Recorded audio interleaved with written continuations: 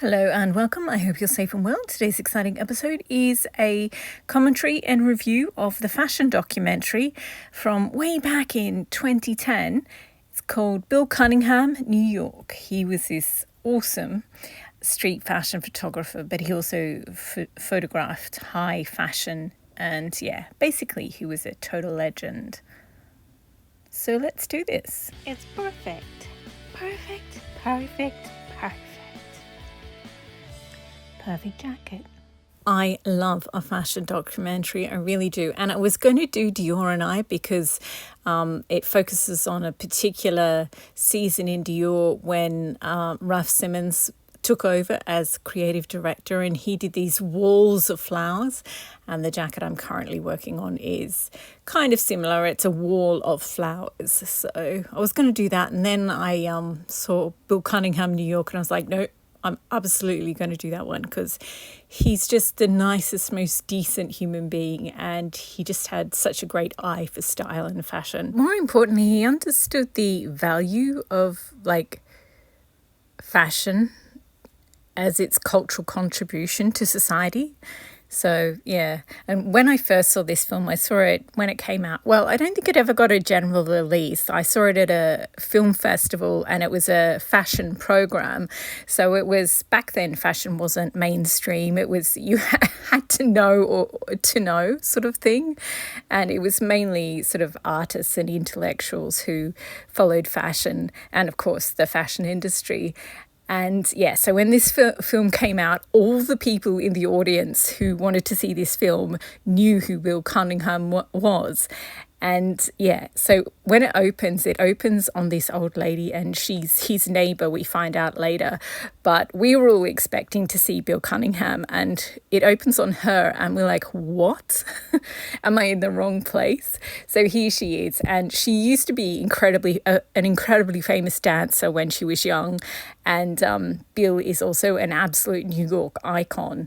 And you sort of look at their place, and we're not told yet that it's Carnegie Hall, but we can tell by just the how high the ceilings are, that this is not a normal building.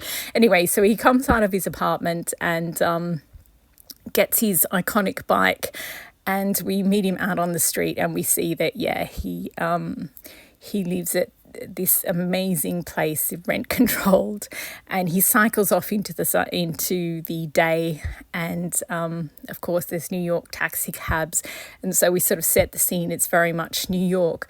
And back before fashion sort of went all TikTok and Instagram and mainstream, fashion was very much it was a part of culture, and taking street photos of fashion in New York happened in very specific areas, like outside the most expensive places to eat, outside where the magazines and the model agencies have their had their bricks and mortar stores, and out front of the very expensive shopping centre department stores.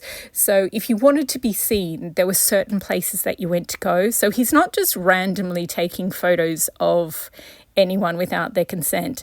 Most of these people get dressed. There's a saying, you can always get dressed for Bill. And most of these people he does take, random shots of random passers-by, but for the most part, these women, they're very, very rich. They put on their designer duds, then they go out to be seen in these very specific locations. And I think if you're just coming to the film now, you might not realise that like in Jane Austen, if you've read Jane Austen books or seen the movies, promenading was where you particularly, you saved up, you made particular outfits. And this is just an interview with a guy who designs hats, because Bill Cunningham was a hat designer before he became a fashion photographer. It's just talking about how iconic Bill is and how everyone gets dressed for Bill. And here it's, he used to take photos for the Sunday Style, so a part of the New York Times, the big section that they, the arts and culture supplement. And this is the guy who used to be the artistic director of the Met Costume Institute, and he's just talking about how Bill Cunningham was just so iconic because he took the time to photograph on the streets, but he also did the socialite pages. And typically people who get paid to do the socialite pages don't bother to do anything else because it's such a prestigious job. You just dine out on that. And why people respect Bill Cunningham so much is that he did go to those events, but he didn't go to the ones who paid him to go. He went to the ones like he was genuinely interested in the charity and things like that. So he just had a level of integrity that you don't often see. And then he would also, so he'd do the charity events at night and the galas, and then he'd get up early, and during the day he'd do the street photography and also the ladies who lunch, the rich people. So the ladies who lunch, photographing them when they go out to lunch is important because he can see the really expensive designer outfits and how real women wear them. And photographing street fashion is important because you can see, like, that's how fashion designers get their ideas. They go out, they sit in a cafe, and they sort of get inspired that way. So street fashion is incredibly important, and he respected all genres of fashion. That's what people really loved and admired about him. And here he is at the New York Times, so at the art. So he's so old fashioned. So he took his photos on film, and this is the guy who's, I don't know if he's supposed to be, he's definitely not his assistant. I think he might be supervisor or something, like in a technical sense. But Bill was still trying to figure out which negatives he wanted printed. So the other guy had to go run down to the photograph store and get his prints for him. It's hilarious because Bill Cunningham is obviously this small, frail guy, and the other guy who works in the art department is this big, burly guy. And he's like, oh... Bill obviously frustrates everyone, but it's just so admirable. He's absolute perfection. And then he was taking photos of women's legs and heels, like he's gay. And and then he goes, and there was someone jumping a puddle in the rain. And then there's this whole section on, I think we see an old a model who was famous a few decades earlier. And here he's just saying how he loves the way people sort of forget their pretense when it's raining, and they just sort of, jump over a puddle with joy, or, it's New York when it snows, that hideous, brown sludge that the snow turns into within an hour. So this is the model, and she did this famous photo where she jumps over a puddle in really high heels, and then a decade or two later she was in New York and she happened to jump over a puddle and Bill happened to capture it. It's just so cool because the intellectuals and the fashion, the socialites, back then they were very well read, particularly modern European literature, and they also looked at all the magazines, and so they get all his references. He'll reference something was from a really important book written in Paris, a century ago, and everyone will understand what it means. And he was so good at making you realize how much you knew about culture and civilization.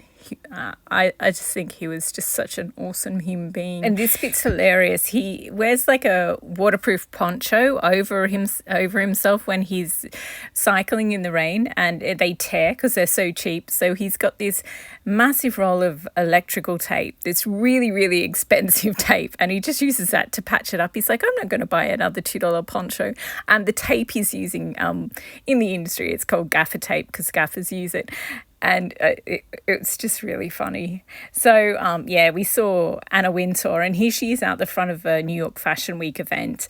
And she never stops for anyone famously, but she always stops for Bill and turns front on to him and then just heads straight in. And then, the documentarians show all these black and white stills from her back when, I think she moved to America when she was 20.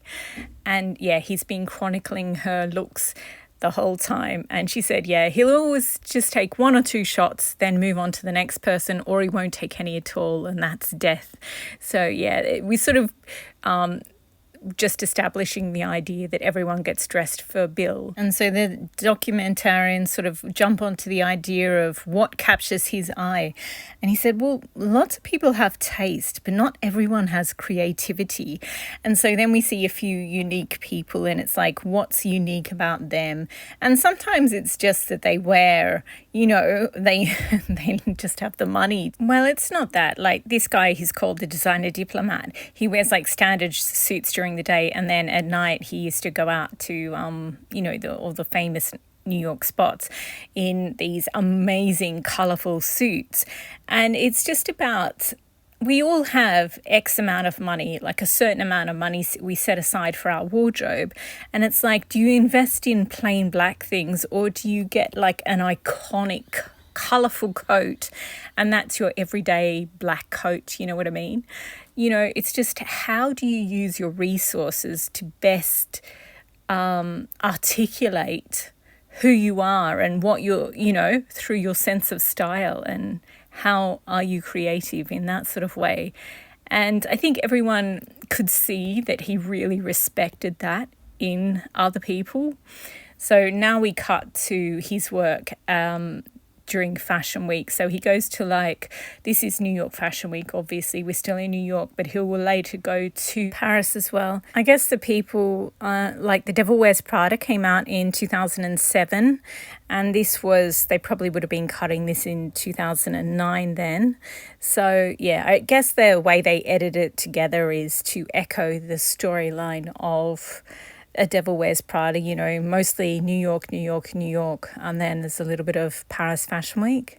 Anywho, they interviewed this woman who used to work with him, and she said he's like a war correspondent, a war photographer. He'll do anything to get the photo. So here he is running ahead of this woman who's crossing the road. She's an Italian who works in Japan, I think, as a fashion editor.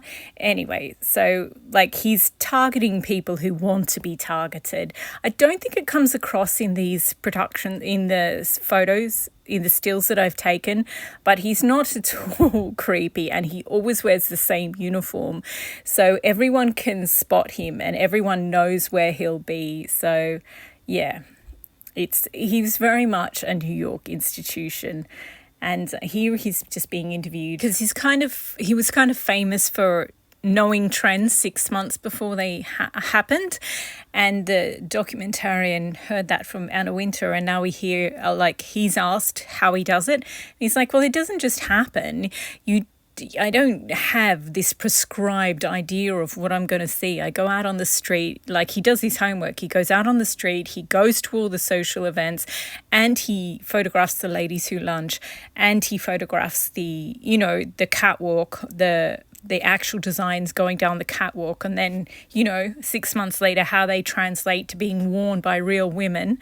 And then he's just having lunch in a delicatessen, and this is the woman who called him a war photographer, and his eccentric iris. And we have another round of people talking. This time they've all been asked what they know about his private life, and all of them are like, well, I don't know. Is that relevant? So yeah, no one knows anything about his private life. That's what we establish. And then they try to ask him. I don't love this element of the documentary because you get the distinct impression that he only agreed to do the documentary because it was about his work, not about him as a, reality star, if you get what I mean. So I feel like this sort of, they misrepresented their interest in him, perhaps. And that annoys me a little about this documentary, but only a little. All in all, I mean, it's the only documentary about Bill Cunningham and his work. So, I keep watching it. So he put his push bike away in the storage room, and now he's back up in his apartment. And his apartment, oh my goodness, it's small to start with. But then he just because he worked, he's passed away, but he worked in real photographs. He just keeps all these filing cabinets full of every negative of every photo he's ever taken, and this is his neighbor. Her apartment is absolutely massive. She used to be this famous dancer, and then once she aged out of being a ballet dancer, she so and then she did like avant-garde dancing, and then she became a photographer, and she's photographed all the Hollywood people. They just bring her back in because these are the only two residents left in Carnegie Hall, and the people who own it want to turn it like they've gone all corporate. And like when they moved in, back then everyone wanted New York to be like a European city, and so they gave these fixed rent places to these prominent people of art and culture. And now, of course, everything's like they just want to sell off all the properties. So they want to put these two remaining artist types into other accommodation so they can turn the whole thing into a call center. And so we've introduced that storyline here. But then we go back to his filing cabinets and we talk about this other magazine that he used to work at called Details. And it was like an avant-garde one. So he'd do the Women's Wear Daily and his paid jobs during the day, but he'd also take photos for this other avant-garde, like all the new designers and all the just amazing pieces that people would make for themselves. He would photograph them and they'd go in this magazine, Details. And there's this one bit he talks about, and this is just a skirt with bananas on it. So some of them are very avant-garde, but there's these other ones and they're beautiful coats. And so in the middle of the page is a picture of their actual coat. And then around it, there's an enlargement or the fashion details. And it's just so cool. So if you've noticed some of my thumbnails of my beaded jackets, I've started doing the same thing because I just love this idea. You get an idea of the overall piece, but you also get to see the craftsmanship and the detail that's in each piece. Very cool. Here she is. That's Annie. She used to be the editor or owner and editor of Details magazine. And eventually, and they're just looking through old copies of it here, and eventually she sold it to like some, corporate monstrosity. And he'd never taken a check because he just wanted their project to succeed. So he's like, no, I'm going to do what I want. And if I don't take any money, then, I'll just have artistic freedom. And so, yeah, when she sold the company, she still kept all the checks. Like she'd kept count of all the money she owed him. And for ages, he just kept refusing it and refusing it. It's really sweet. Yeah, you just totally have to watch this movie. So then we go back in time and take a look at how he entered the fashion industry. He wanted to design hats, and this rich woman lent him back then $1,000 was a huge amount, and he started designing hats, and she was like his patron. But then there was a war and he got drafted, and the rich family was like, but we've invested in your design business. You have to get out of your draft and you have to stay and make money for us. And he's like, no, that's not, you can't buy your way out. And they're like, yes, you can. So they threatened to do all these legal things to him. And in the end, he had this aunt and uncle who happened to have enough money to cover it. So they paid the rich family back, and then he eventually paid his relatives back. And gosh, they just sound horrible. So I think that's what turned him off the fashion industry, like being a designer as such, because it was just so ugly. And then he got into photography. I don't know whether it was a war photography thing, but he got into photography and just, I don't know, when you go through something absolutely terrible and you survive it, then you do want to see the beauty in the world and you do want to seek it out. So I completely understand that. And yeah, and here he is back at the Times again, just like everyone who works with him, his perfectionism obviously drives them absolutely batty, but they also very clearly respect and love him. So It's just really sweet to see. You cannot do it justice. You have to watch the movie. It's very good. Oh, and now we get to the bit where, so as I said earlier, he used to do catwalk before anyone else, any other photographer went to the catwalks. He saw the value, the cultural value of going to the fashion shows, and also like here are the side by side. So one's on the catwalk and one's the same expensive piece in New York, so on Fifth Avenue, worn by a real person who actually paid for it and paid full price and bought it. So what he was doing was really important because the designers got to see what their pieces looked like. And his work was really important. And he would photograph, but he would also write copy. So he'd say, this is the generic expensive way that it was styled on the catwalk, which is fine for a catwalk, but then it just doesn't work in real life. You can't, like if you wear the exact same thing in real life that you saw on a catwalk, it looks tragic. So he would compliment the creativity of the people who bought these things at full price. These are not cheap things. And had the creativity to style them and make them, like, sometimes people wear stuff and you're like, ugh, that is wearing you. But these are real women and they were wearing it like it was a piece of clothing, and it accented who they were, not the other way around. And then Women's Wear Daily took away his copy because, I don't know, they like insulting real women.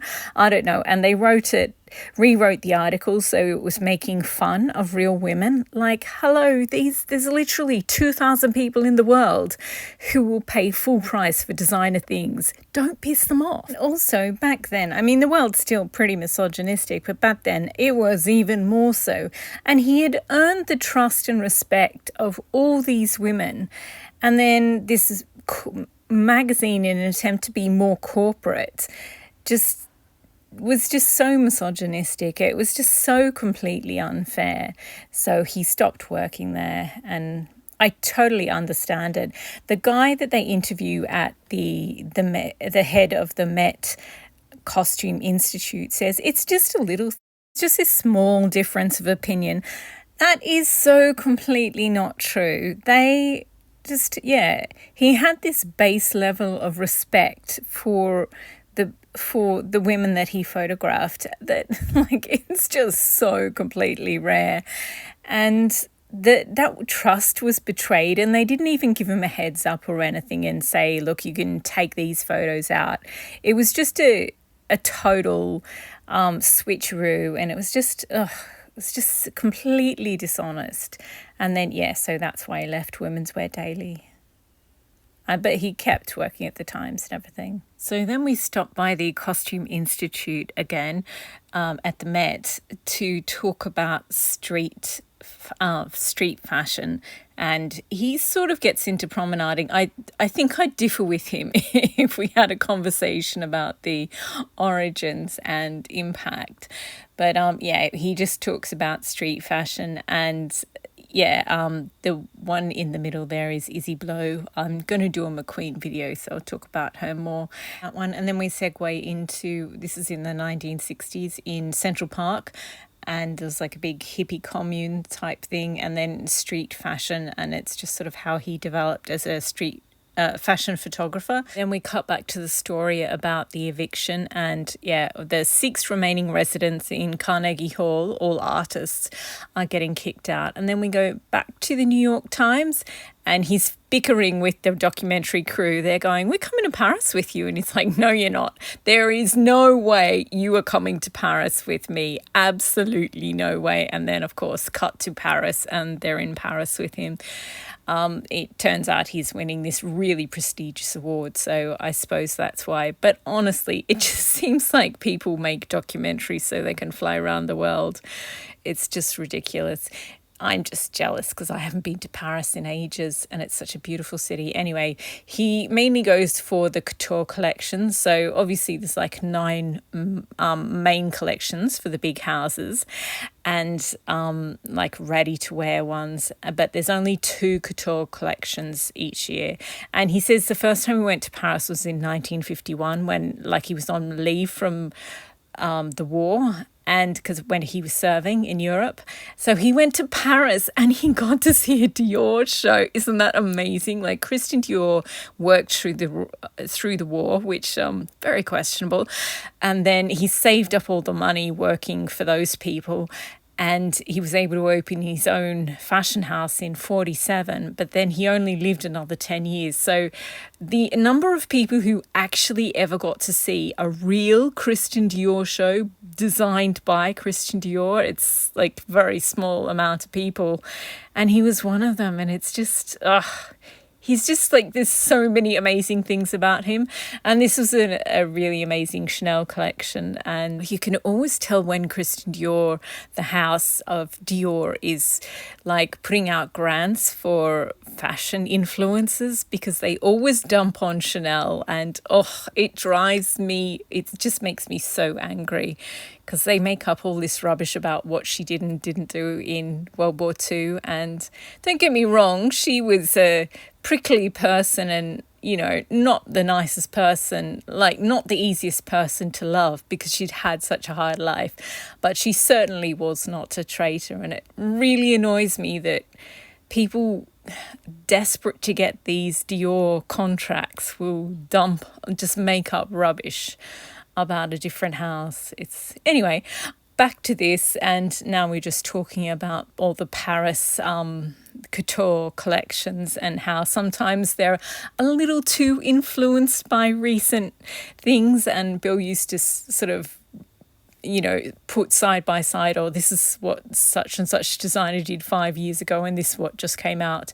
And now so Bill used to sit front row, which is extremely unusual for a photographer. The real estate of a fashion show, like fashion shows, cost so much money to make. Like the average one is a couple of 100,000, but they can be up into the millions. So they're very, very expensive 15-minute shows, incredibly expensive. So that's why we get all this artsy filming, because the documentary crew obviously don't get a seat, but Bill was so valuable that he got a front row seat. And it's just, there's a section about how he sat where the people sit rather than standing with the photographers. And it really did make a difference to the way he wrote about the work, wrote about the clothes. And then here, oh my gosh, he has the best quote about fashion ever. He says, "Fashion, it's not something that should be done away with in the face of social upheavals and problems that are so enormous. The point, in fact, that fashion is, you know," and he's frustrated because he can't figure out what the words he wants to say are. And he's like, "In point of fact, it's the armour to survive the reality of everyday life. I don't think you can do away with it. I think it would be like doing away with civilization." So that's what I think about fashion. And it just sums him up so spectacularly. Oh, and this is Anna Piaggi. She was the editor of Italian Vogue, and oh my gosh, she was so Italian. Like in the fashion world, it's like, even when it wasn't okay to wear fur like it isn't now, it was still okay for the Italian fashion editors too, because they're just like this very specific, very eccentric brand of fashionistas. And this is the end of the fashion French section of the film, and he's being awarded this incredibly prestigious medal for services to culture basically is the rough translation. And yeah, he's just amazing about it, because anyone else who would get this award would just suck up to everyone, but he's just like, the women in this fashion, that's what I do it for. They just look amazing. And oh my gosh, it's the most Bill Cunningham speech you've ever heard. You just got to watch this movie. He's such an amazing human being. Yeah, and he goes on about how he admires strong women. And anyway, so then it goes back to New York, and he has to move out of Carnegie Hall into this amazing apartment that they had to buy for him so that they could get the 6 remaining people to move out of Carnegie Hall. And yeah, and then we end with New York Times. It's his birthday, so they give him a birthday cake and sing him a song. And yeah, so that's the movie. I highly, highly recommend this documentary. He's just such an amazing human being. It's always nice to know that there's more decent human beings on the planet, because, oh my gosh, just the bad news globally these days is just relentless. So any decent human being that you can discover, and yeah, he's just such a great person. So I highly recommend this documentary. It's worth seeking out and watching. I clearly watch it probably once every few months. Yeah, several times a year. It's just the Paris section is also just really beautiful, the clothes in it. So yes, that's it for this video. The whole documentary is about an hour and a half long, so there are sections I didn't touch on, but you know, you want to watch it and be surprised by some bits. So, but I mean, I spoiled it though, didn't I? He gets the medal in Paris. I told you that much, but I think you probably would have figured that out anyway. Like watching the movie, you're just like, this person is amazing. I hope everyone who knew him appreciated how amazing he was. And that's what you get to see in the movie. Like, especially at the end when they're doing the birthday thing, you can see that everyone just so clearly values and loves him. And yeah, I like it. I think it's a great movie. Anyway, I have yet more work to do on my pink jacket. I've decided that I'm going to keep working on it until the end of the month. So I have very little time left to work on it. So I'm going to go do some more beading. But thank you again for watching. And and happy sewing is what I was going to say. But these Dior dresses, the Juno and the Venus and the Juno are my absolute favorite Dior dresses. They're coming up. They're actually from these ones here. That one on the left is, it's just so amazing. Here they are. The 2 originals are in Paris now, in the Dior Museum that used to be the House of Dior, and they are just the most amazing dresses. They're made out of net, each of the petals, and then there's sequins on them, and as you can see, they're like, you know, very, very old now, so they're sort of gone, like the pollution has soaked into them, which is gross. But they're just the most amazing works of art you will ever see in your life. If you get a chance, this is a mini, so it's a third the size, and they've used mini sequins, and oh my gosh, I just love them. I love them so much. If you ever get a chance to see them in person, definitely take it. And here's the last footage I've taken of this. I've done a little bit more since I took this footage, but as you can see, it's definitely looking very overgrown. So there's still a little more on the back and just around the shoulders, the back of the arms, and around the front and the neckline here that still needs to be done. And I need a little bit more of that goldy red on one side too, but it's getting there. I think I've got a few more hours until the end of the month, so yeah, I suspect I'll just keep working on it. I might just hang it on a mannequin. I've got quite a few mannequins, so I think I'll just leave it on one, and whenever I have a few spare hours, I'll add to it. It's been a real joy to work on, so sometimes you just need to do something that feeds your soul, I think. Anyway, thanks again, and happy sewing.